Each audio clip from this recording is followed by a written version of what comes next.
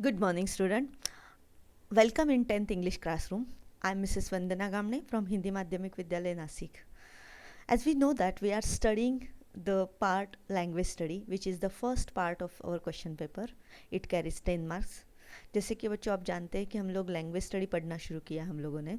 Actually ये हमारा हो चुका है 9th में, लेकिन फिर से एक रिवाइज भी हो और जिनके कंसेप्ट पक्के नहीं उनके लिए हम लोगों ने फिर से ये सेशन रखा है.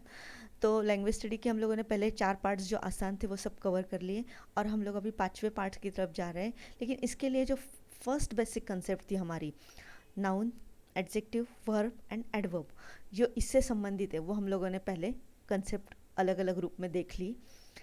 वो कंसेप्ट आई होप कि आपके समझ में आई होगी. अब उसके बाद हमारी जो एक्टिविटी है 5 नंबर की वो हम लोग करने जा रहे हैं. वो एक्टिविटी है कि राइट द रिलेटेड वर्ड्स. अब रिलेटेड वर्ड्स क्या होते हैं हम लोग देखो एग्जांपल्स के से ही देखेंगे. यहाँ पे आपको दिख रहा है activity, write the related words as shown in the example. दिख रहा है, write the related words as shown in the example. Example में दिखाए गए जो एक एग्जाम्पल दिया जाता है, जैसे कि यह इस प्रकार से एग्जाम्पल दिया जाएगा. Write the related words as shown in the example. पहले तो रिलेटेड वर्ड का मतलब समझ लो. रिलेटेड का मतलब क्या होता है? से संबंधित. रिलेट होना मतलब किसी से संबंधित. राइट मतलब लिखो, related words as shown in the example. Example में जो रिलेटेड वर्ड्स दिए हैं तो मुख्य शब्द आपको इस प्रकार से, ये जो मुख्य शब्द है ग्रोइंग, ये शब्द परीक्षा में दिया जाएगा और ये उसका रिलेटेड वर्ड पहला दिया जाएगा. ग्रोइंग का रिलेटेड वर्ड क्या है? ट्री है. और बाकी के जो 4 शब्द है वो आपको क्या करने हैं? लिखने हैं. ये 4 शब्द मैंने पहले ही लिख के रखे आपके लिए, 1 2 3 4. ये 4 शब्द जो है वो आपको क्या करने हैं? लिखने.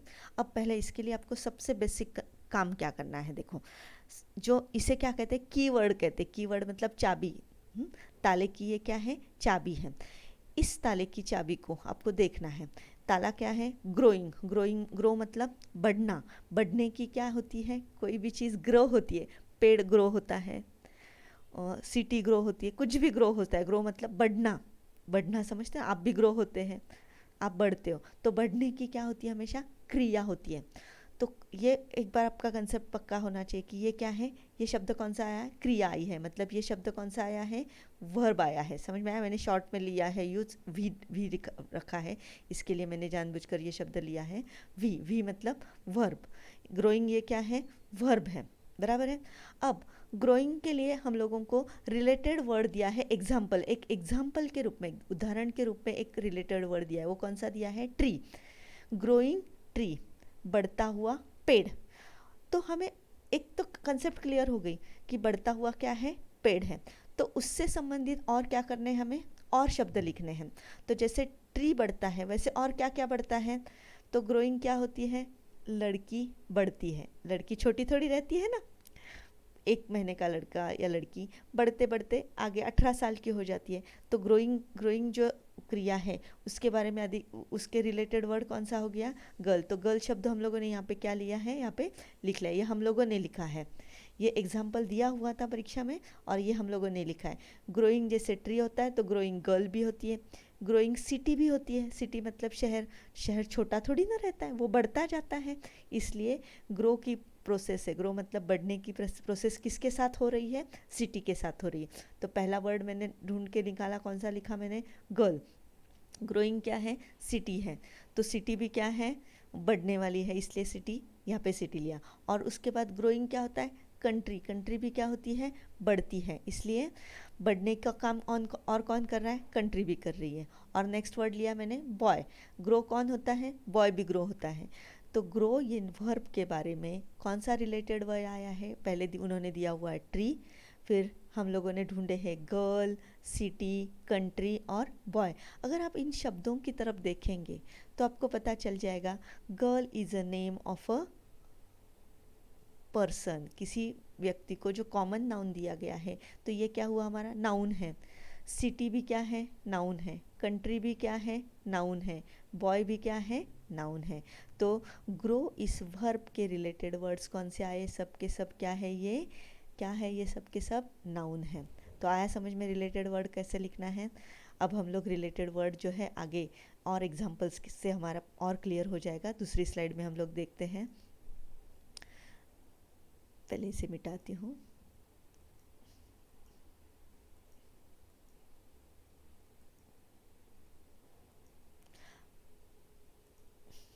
देखो हम लोग सेकंड यहाँ पे एग्जाम्पल लेते हैं। पहला वर्ड हमारे सामने क्या है, रूम है। समझ में आया? हम लोग इसको हाईलाइट करते ज़रा देखो।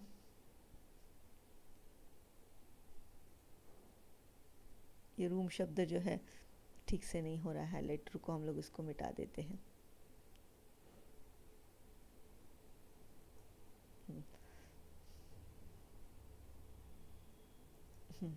सिंपल लेती हूँ मैं, और अपना पेन ही ठीक है। रूम, रूम मतलब हम लोग जिसमें रहते हैं, हमारी घर के अंदर जो होता है ना, छोटी रूम होती है।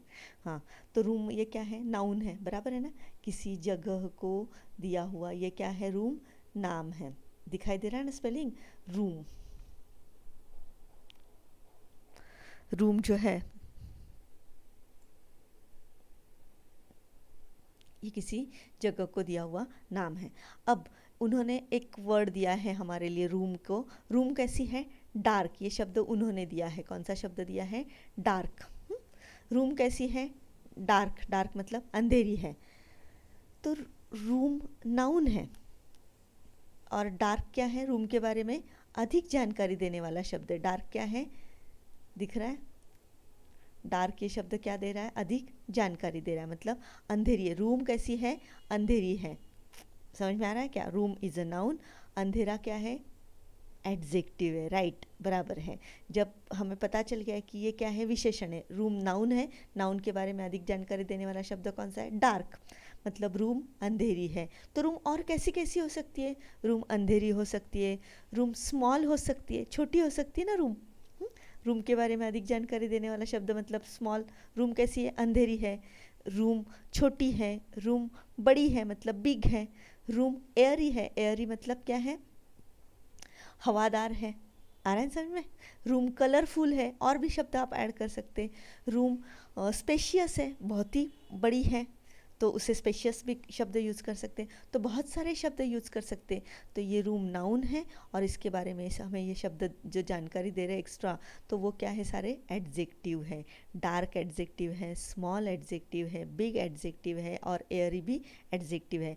आप और बढ़ा सकते हैं, कलरफुल कर सकते हैं उसको, उसके बाद स्पेशियस कर सकते हैं, उसके बाद डर्टी कर सकते हैं, रूम डर्टी भी हो सकती है, रूम ब्यूटीफुल भी हो सकती है। तो बहुत सारे शब्द आप उसमें ऐड कर सकते हैं। तो ये 4 शब्द आपको इसके प्रकार से क्या करने हैं, रिलेटेड वर्ड जो है वो आपको इस प्रकार से क्या करने हैं, लिखने हैं। आया समझ में। अब और एक एग्जाम्पल लिया है मैंने यहाँ पे, गर्ल। गर्ल किसी लड़की को दिया हुआ क्या है, नाम है। तो ये क्या है, नाउन हो गया। समझ में आया। तो एक शब्द हम लोगों को दिया है गर्ल, वहाँ पे एग्जाम्पल में दिया जाता है प्रीटी। प्रीटी मतलब सुंदर। तो लड़की कैसी है, सुंदर है। लड़की के बारे में अधिक जानकारी कौन सा शब्द दे रहा है, प्रीटी शब्द दे रहा है, इसलिए गर्ल इज अ प्रीटी। तो प्रीटी क्या बन गया हमारा, एडजेक्टिव बन गया। आया समझ में। प्रीटी क्या है, एडजेक्टिव है। तो हमें एडजेक्टिव, एक एडजेक्टिव दिया है तो आगे के भी क्या ढूंढने हैं, एडजेक्टिव ही ढूंढने हैं। तो गर्ल प्रीटी हो सकती, मतलब गर्ल सुंदर हो सकती। तो गर्ल कैसे कैसे हो सकती है, गर्ल स्मॉल हो सकती है, स्मॉल मतलब छोटी हो सकती है। गर्ल ब्यूटीफुल हो सकती है, सुंदर हो सकती है। गर्ल टॉकेटिव हो सकती है, टॉकेटिव मतलब बातूनी, बहुत बड़बड़ करने वाली हो सकती है। गर्ल और कैसे हो सकती है, गर्ल वंडरफुल हो सकती है। गर्ल क्लेवर हो सकती है, क्लेवर मतलब होशियार हो सकती है। फिर गर्ल और कैसे हो सकती है, गर्ल नॉटी हो सकती है, नॉटी मतलब बहुत ही मजाक करने वाली लड़की हो सकती है। तो ये सारे सारे क्या है, विशेषण हैं। तो ये विशेषण हम लोग इनको डाल सकते हैं। तो देखो बच्चों, आपको समझ में आया होगा कि जब तक हमारे वर्ब, एडवर्ब, नाउन, एडजेक्टिव ये कंसेप्ट हमारे क्लियर नहीं थे, तब तक हम लोगों को ये रिलेटेड वर्ड्स जो हैं वो लिखने नहीं आ सकते थे। इसलिए मैंने पहले ये क्या कर लिए, ये सारे कंसेप्ट क्लियर कर लिए आपके। आई होप कि आपको ये सब कुछ समझ में आया होगा। अभी आपको क्या काम करने का है, सिंपल सी एक्टिविटी घर के लिए दे रही हूँ, जिसके आप इन चीज़ों की आपको बहुत प्रैक्टिस करने की ज़रूरत है। घर के लिए एक सिंपल सा काम है कि सबसे पहले आपको नाउन लेना, नाउन से संबंधित ऐसे ही ट्री डायग्राम, ये जो है रिलेटेड वर्ड्स लिखने हैं, नाउन के रिलेटेड वर्ड लिखने हैं, नाउन के रिलेटेड वर्ड एडजेक्टिव आएंगे। यहाँ पे देखो एक रूम नाउन है, गर्ल नाउन है, ये इनके क्या लिखने हैं आपको, रिलेटेड वर्ड में क्या लिखने हैं, एडजेक्टिव लिखने हैं। फिर वर्ब लेना है, वर्ब के रिलेटेड वर्ड नाउन आ सकते हैं या फिर अनदर वर्ब भी आ सकते हैं, दूसरे वर्ब भी दिए जाएंगे। कभी कभी ज़रूरी नहीं होता है कि यहाँ पे वर्ब दिया जाता है और यहाँ पे भी वर्ब दिया जाता है, तो आपको बाकी के भी क्या लिखने हैं, वर्ब ही लिखने हैं। तो इसकी जितनी आप प्रैक्टिस करोगे घर पे उतना ही आपका पक्का हो जाएगा। अभी आपको खाली टाइम है तो उन टाइम में आप बहुत अच्छी तरीके से प्रैक्टिस करो। कल मैं फिर से मिलूँगी अगली एक्टिविटी के साथ, तब तक के लिए धन्यवाद। ओके बच्चों, थैंक यू।